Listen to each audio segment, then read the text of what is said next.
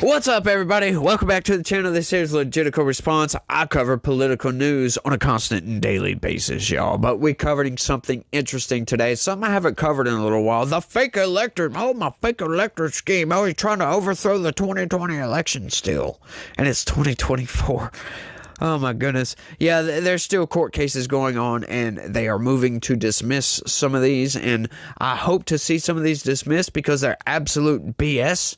They're garbage. It's going on day 2. So let's get into it, y'all.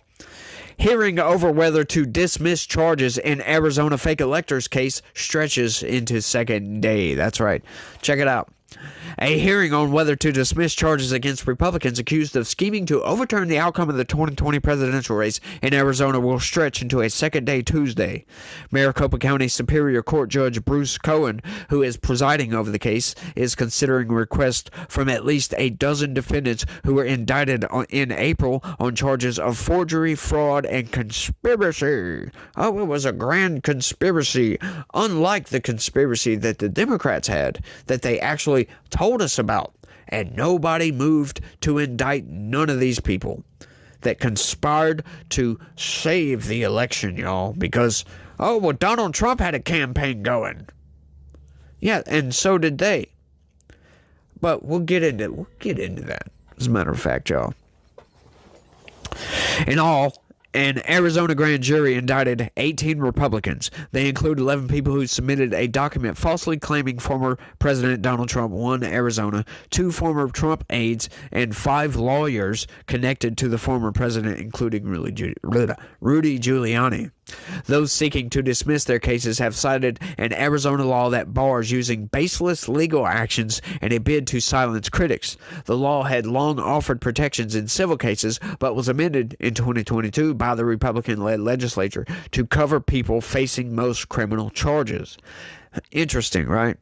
The defendants appearing in person and virtually in court this week argue Democratic Attorney General Chris Mays tried to use the charges to silence them for their constitutionally protected speech about the 2020 election and actions taken in response to the outcome of the presidential race.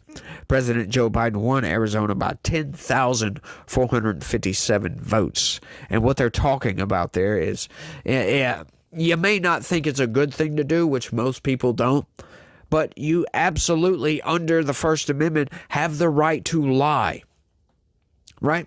Knowingly or not. And a lot in this case, there's some lies, because Donald Trump's team absolutely lied about some stuff. I am willing to admit that. Donald Trump lied, and he shouldn't have. As a matter of fact, he lied about a lot of stuff around the 2020 election. He exaggerates things that turns them into lies. A lot of it was just exaggerations to the point of lies. A lot of these people did. But a lot of what they did is constitutionally protected. And that's why I don't understand these cases. The base accusations in these cases are fraudulent, in my opinion. Once again, I say this all the time, but I'll say it every time. I am not a lawyer. I do have friends in high places, though. I do have a friend that is a lawyer that knows, just so happens to know a lot about law. And he informs my opinion on this, as a matter of fact. So, that's all I'm saying. They say Mays campaigned on investigating fake electors and had shown a bias toward Trump and his supporters. Clearly. John Eastman, one of the defendants who devised a strategy to try to persuade Congress not to certify the election, said outside of court Monday that Cohen is grappling with difficult issues. Now, what he's talking about right there is it's not trying to persuade Congress, and it wasn't a plan devised by John Eastman. As a matter of fact, you look into it, and this is all Google searchable, right? You go look into it. Some of the states, Arizona being one of them, they had court cases in these states. Georgia was another one. Trump had court cases in these states about fraudulent votes. Okay? Some of these cases were turned down upon standing. Right? So they wouldn't look at the evidence. They just said, you specifically have no right to bring this case. Right? It would have needed to be somebody directly involved with the fraud to bring the case. like one of the state election officials or the person defrauded by the fraud vote, right? A voter, a regular citizen. But instead, they see some fraudulent stuff going on. They're like, we're going to bring a case because this needs to be investigated. We need to make sure there isn't a bunch of fraud votes in here, and we need a recount. And the court said, no, we're not going to do that. That is insane to me. That is just outright insane. But that's how the law works. That is how the law works. But you got to love how the corporate press lies. Right? They word it in such a way like John Eastman, one of the defendants who devised a strategy. Like, come on, to persuade Congress, really? No, I'm sorry. The slates of electors were disputed by the state legislature, for crying out loud. It wasn't anything that John Eastman devised. There was a dispute over the electors because there was a dispute over a bunch of fraudulent votes that went on. A bunch of malfeasance, impropriety, whatever the hell you want to call it. That's what happened. It wasn't John Eastman devised all this. It wasn't Trump's lawyers made all this crap up. It's insane. And that's why Donald Trump told Mike Pence not to certify certain electors from certain states. That's what the whole January 6th thing is about. Because they were still disputed.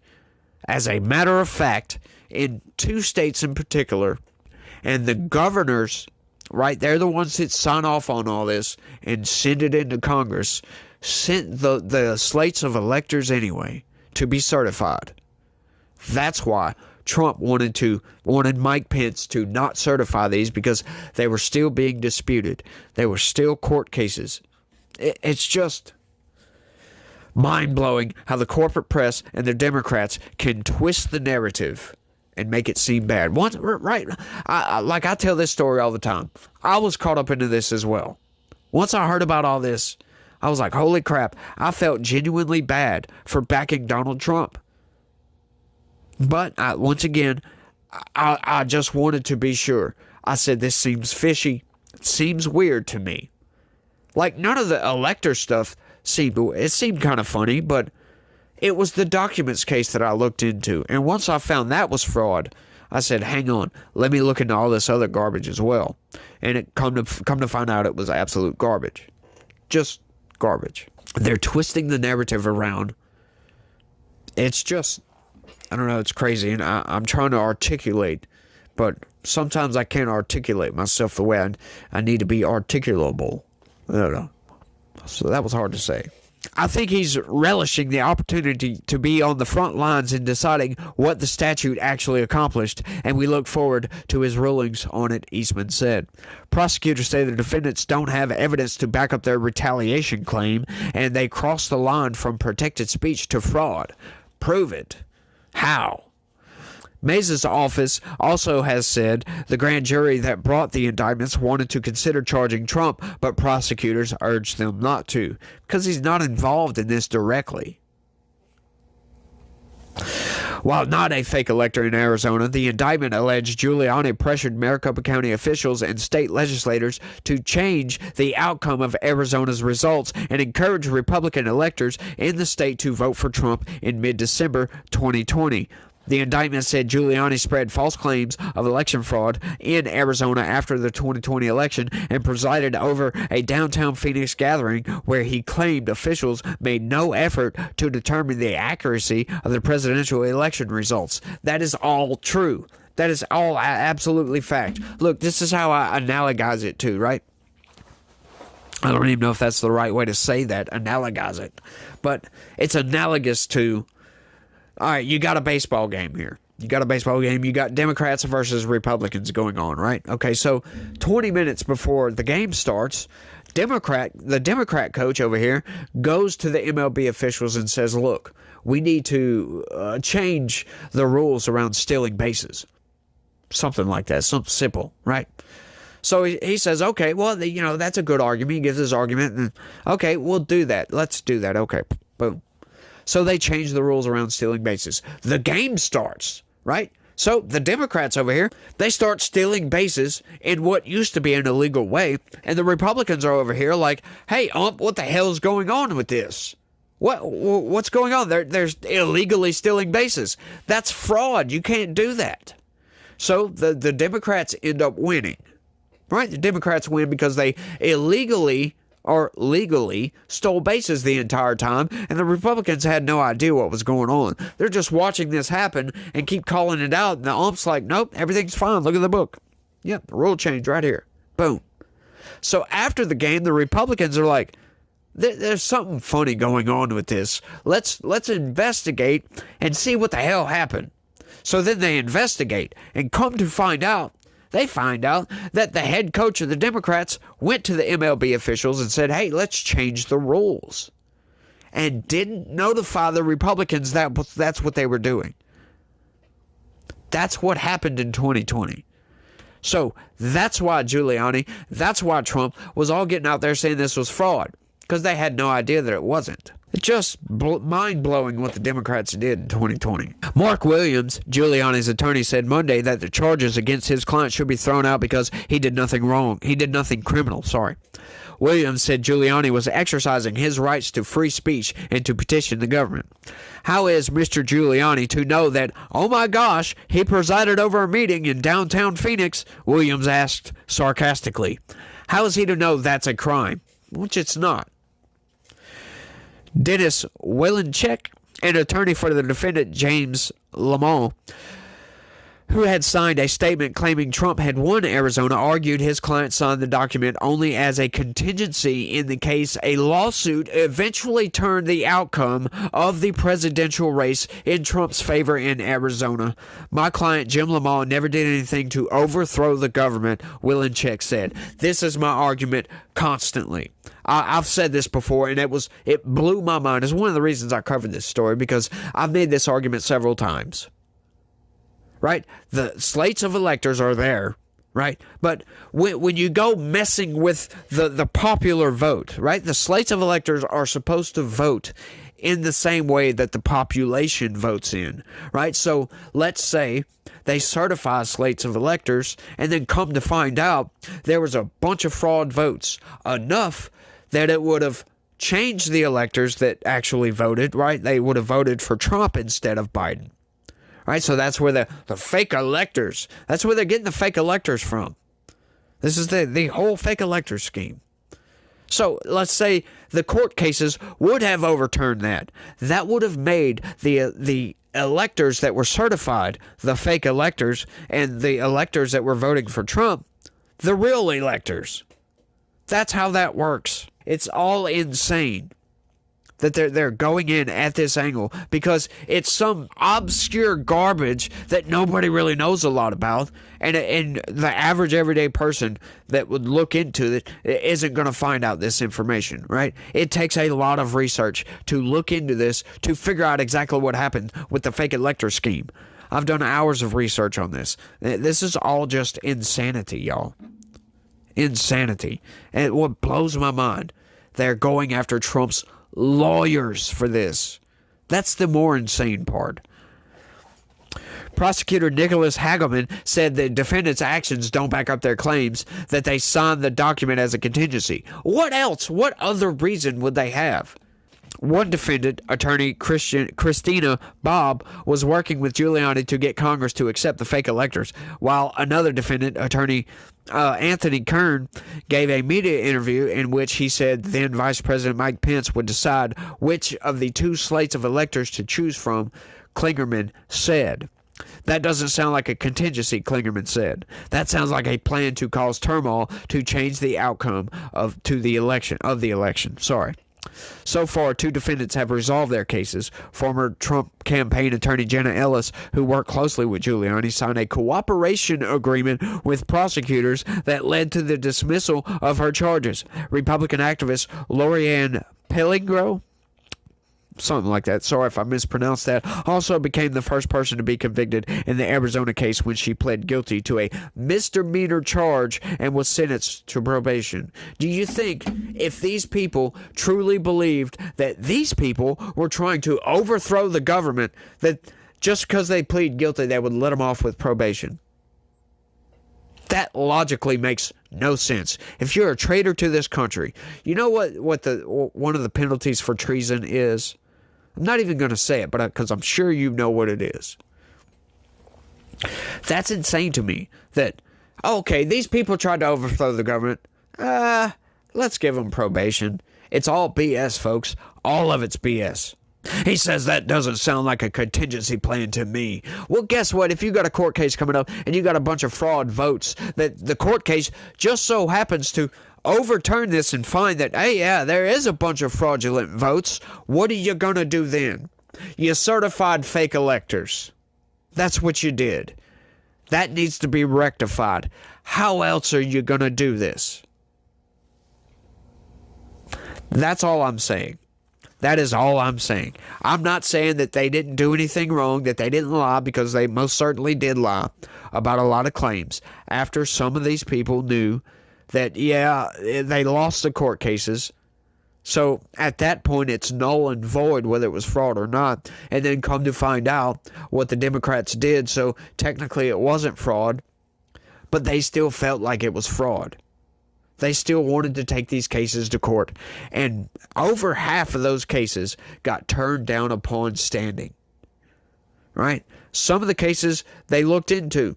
And guess what? Trump won 90% of the cases that they actually looked at. There was a few of them that got turned down, that he lost. But the ones that he brought, 90% of them, he won those. But it wasn't enough to overturn the results. If he would have been able to bring all of the cases, get all of the evidence laid out, I can almost assure you it would have changed the results of that election because of what the Democrats did. It's just insane to me what they're trying to do through the Trump team here. It's underhanded as hell. It's impropriety turned up to 11, to the nth degree, or however the hell they say that. Right? It's just rambling insanity. I love that term. Somebody left that in the comments about a Trump video I posted on Shorts. It said rambling insanity. I'm like, yeah, I like it. I like it a lot. I like it a whole lot. Rambling freaking insanity. That's all this is. This is all BS. This is to go after Trump, to go after his team, to shut these people up. You will fall in line or you will pay the price. Joe Biden freaking won and that's it. You have no say in the matter. Like, what? No, screw you, buddy. We're going to fight this till the very end. And if these people were legit, if the Supreme Court wouldn't have not looked at Texas v. Pennsylvania, I think they would have ruled in favor of Texas, and we would have a different outcome to the 2020 election. I can almost assure you of that. If they would have looked at all the evidence, checked everything out, looked at what the Democrats did. You can't just go changing the rules, changing the laws just before an election. Don't tell the other side and expect everything to just go over rosy and sweet. No, I'm sorry. That's wrong. It's just outright wrong. The Democrats have just, once again, dropped their principles, dropped their morality, and said, we can't have Trump in power. Joe Biden said it outright. Under the Constitution, we're going to show that he's not going to take power. Under the Constitution. No, I'm sorry. You're going outside of the Constitution here. These people live outside of the Constitution. They want to shut you down, they want to shut you up, they want to shut you out. That's all these people are about, folks. And we got to point it out every single freaking chance we get. Every single chance we get. We've got to tell these people, no, I'm sorry. We're not going to buy into your BS. We're not going to play with your establishment games. We're not going to play these games no more. Sorry. We're not going to roll over and take it. We're not going to let you have your way. We're going to push back as much, as hard, and as fast as we can. That's it. That's it. We've got to keep pushing back. We can't just stand down at a certain time thinking we won. No, we've got to stay strong and keep pushing against these people and take our country back by force. Force through the law, in other words. Like, no violence, of course. Never call for violence, right? Violence is never, ever, ever the answer. But through the court system, we can take our country back get these people out of power. Because they don't deserve it, folks. They are manipulating the Constitution. They are manipulating the corporate press, who manipulate you into thinking a certain way. We've covered that time and time and time again. They're manipulating this story, not giving you all the facts, not telling you all the information. It's BS, folks. It is BS. And that's why, I wish that my videos could spread around a whole hell of a lot further than they do. But unfortunately, I'm not there yet. Hopefully I will be one day. You guys let me know if y'all think I've got it. I've got what it takes to make it. In other words, to be a little bit more popular. Get my videos out there. I mean, is this any good? Let me know down in the comments. And that's all I got for this one. I've rambled on. Rambling insanity for too long. Y'all let me know what y'all think about all this down in the comment section. That's all I got for this one. I want to thank everybody for watching. And y'all try to have a good day. Stay legitical. Peace.